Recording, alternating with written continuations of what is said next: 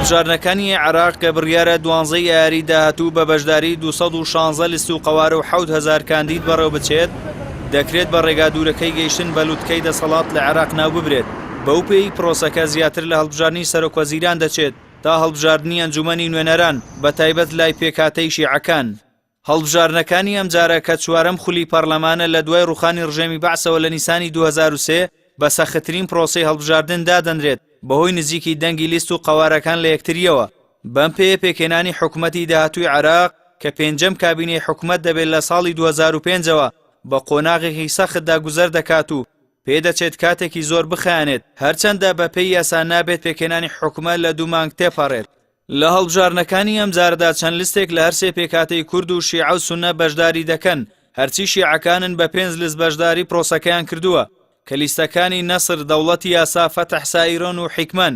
سوننەکانیش بە لیستەکانی هاوپەیمانی بڕیاری عێراقی و هاوپەیمانی بەغدا و چەند لیستێکی دیکە بەشداری دەکەن.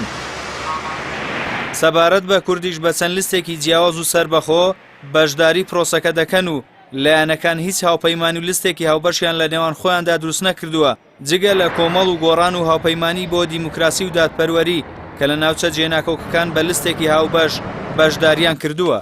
دوایی کۆتایی هاتنی پرۆسەکەش ململانەی گەورە لە ناوماڵی شیعەدا لە سەرپۆستی سەرۆکوەزیران دەبێت.